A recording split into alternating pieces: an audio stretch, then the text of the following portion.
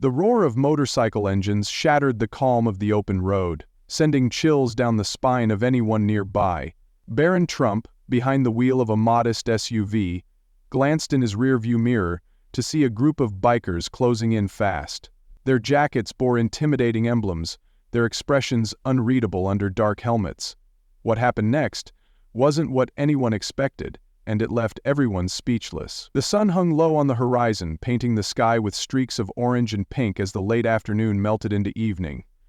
The long, winding highway stretched ahead, flanked by rolling fields on either side, their golden grasses swaying gently in the breeze. The hum of tires on asphalt filled the air, broken occasionally by the faint chirping of crickets and the distant rustle of leaves. Barron Trump sat behind the wheel of a black SUV, his hands steady on the steering wheel. His face was calm, his focus on the road ahead. The radio played softly, the kind of background music that lets the mind wander. He was traveling alone, his thoughts as unassuming as the vehicle he drove. This wasn't the life of a public figure today. It was a rare, quiet moment, free from the expectations that came with his name. The peaceful atmosphere shifted suddenly. From the distance came a sound, a deep, rumbling growl that grew louder with each passing second. In his rearview mirror, Barron saw them, a line of motorcycles, their chrome glinting in the fading sunlight. They moved in tight formation, their engines roaring like thunder, closing the gap with alarming speed. As they approached, the air seemed to grow heavier, the tension palpable. The lead biker, clad in a worn leather jacket with a bold emblem on the back, signaled to the others. Their intent wasn't clear, but their presence was impossible to ignore. The quiet calm of the open road was gone, replaced by an uneasy electricity. Whatever was about to happen, it would be anything but ordinary. Barron adjusted his rearview mirror, his attention now firmly on the approaching bikers. Their engines roared louder as they closed the distance, their formation tightening like a pack of wolves zeroing in on prey. It wasn't just the sound that unsettled him. It was the way they moved, as if they had a purpose, and it wasn't a friendly one. He felt the tension rise in his chest, his grip on the steering wheel tightening slightly. The open road stretched endlessly ahead, with no exits or turns in sight. Barron glanced at the dashboard clock. The stretch of highway was still far from the nearest town. For a moment, he debated whether to pull over or stay his course, unsure of what the group wanted. The bikers were close now, their presence undeniable. The lead rider, wearing a worn leather jacket adorned with a skull emblem, veered toward Barron's side. His helmet visor reflected the fading sunlight, concealing his face but not his intent. He motioned to the others, and suddenly, they surrounded the SUV on all sides. Barron's heart thumped harder as one of the bikers pulled up next to his driver's side window. The rumble of the bike vibrating through the car. The biker lifted his visor, revealing a hardened face, weathered by years of road dust and the kind of life most people never experienced. He motioned for Barron to pull over, the gesture firm and insistent. Barron took a deep breath. His instincts told him to comply, but his mind raced with questions. Who are they? What do they want? This wasn't the kind of encounter anyone could prepare for, but Barron kept his expression steady, refusing to show fear. With no other choice, he signaled and slowly guided the SUV to the side of the road. The bikers followed, their motorcycles forming a semicircle around the vehicle. The engines idled now, their growling sound filling the air with tension. Barron rolled down his window cautiously, meeting the gaze of the lead biker who had dismounted and was now walking toward him. "Step out," the man said gruffly, his voice as rough as the leather jacket he wore. It wasn't a request, it was a command. Barron hesitated for a split second before opening the door, stepping out into the fading light. The moment was thick with uncertainty. He didn't know why they had stopped him or what they wanted, but one thing was clear: this wasn't just a casual interaction. Something much bigger was unfolding, and Barron was right in the middle of it. Barron stepped out of the SUV, his sneakers crunching against the gravel shoulder of the highway. The air felt different now, heavier, charged with an intensity that pressed against his chest. He closed the door behind him slowly, keeping his movements calm and deliberate, even though his pulse quickened. The lead biker stood just a few feet away, his posture imposing. His leather jacket was patched and worn, his helmet tucked under his arm. His face was lined, his jaw set firm, and his eyes studied Barron with a look that was hard to read, somewhere between suspicion and curiosity. "You lost, kid?" the man asked, his voice low but sharp enough to cut through the idling rumble of the bikes. The other riders sat on their motorcycles, watching silently, their faces hidden behind dark visors. "No," Barron replied evenly, his voice steady despite the tension. "Just driving through." The man tilted his head slightly, as if weighing Barron's response. "Driving through in this?" he said, gesturing toward the SUV with a faint sneer. "Looks a little out of place for these roads." Barron felt the weight of their stares, but he didn't flinch. He knew the type. They wanted to see fear, wanted to rattle him. Instead, he chose his words carefully. "It gets me where I need to go." A small smirk flickered across the man's face, but it didn't last long. "You know who we are?" he asked, stepping a little closer. Barron shook his head. "No," he said plainly, "but I'm guessing you want me to." One of the other bikers let out a short, rough laugh. The leader raised a hand to silence him, his gaze still fixed on Barron. "We don't like strangers passing through without a good reason," he said, "especially ones who look like they don't belong." The implication hung in the air, heavy and pointed. Barron understood what they were getting at, but he didn't let it show. "I'm just heading to the next town," he said. "I don't want any trouble." The leader's eyes narrowed slightly. "Trouble's a funny thing," he said. "Sometimes it finds you whether you want it or not." Barron took a slow breath, keeping his hands at his sides, relaxed but ready. "What is it you want from me?" he asked, his tone calm, measured. The leader didn't answer right away. Instead, he glanced back at his group, then turned his attention to Barron again.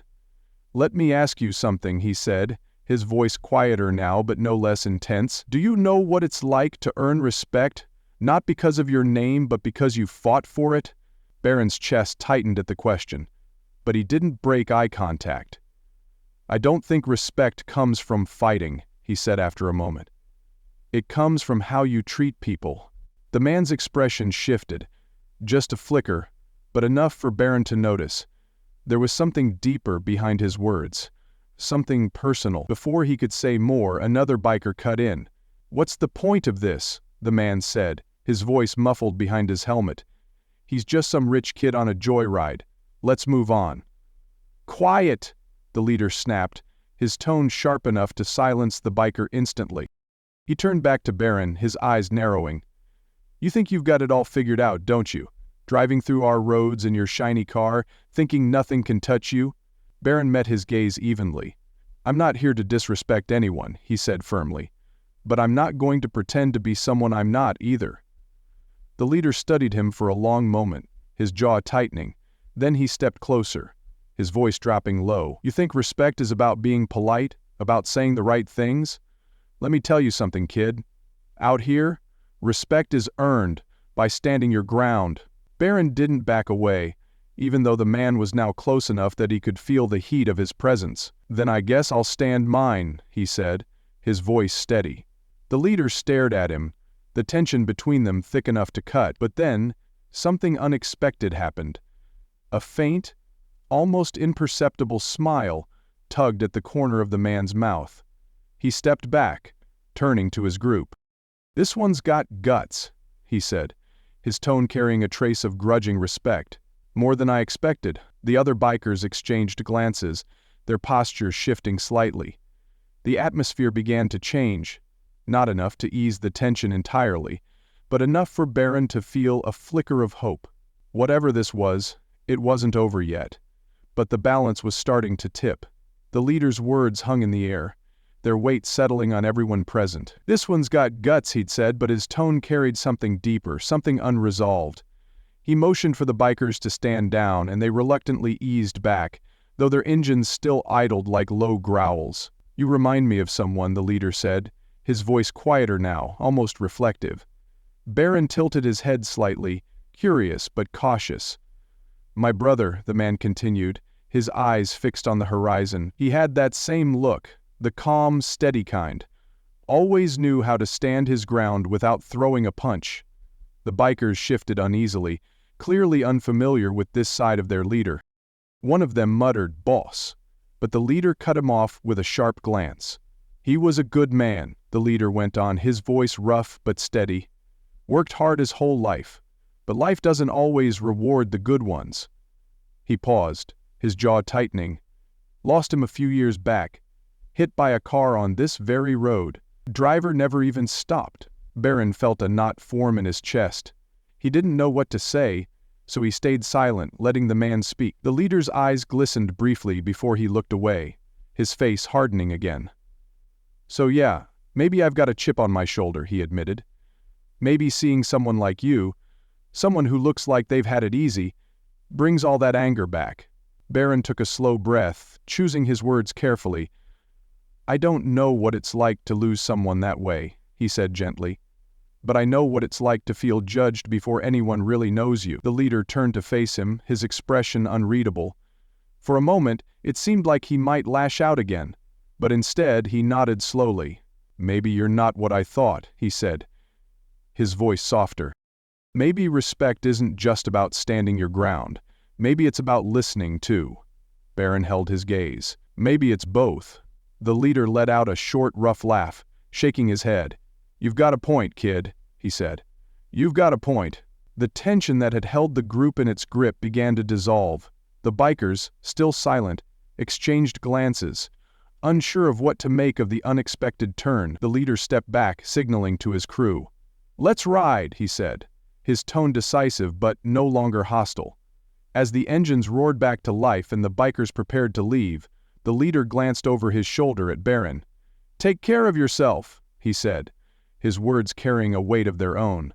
And then, just like that, they were gone, leaving Barron standing alone on the quiet road, the sky deepening into twilight. Barron stood on the side of the road, watching as the bikers disappeared into the distance, their engines fading into a distant hum.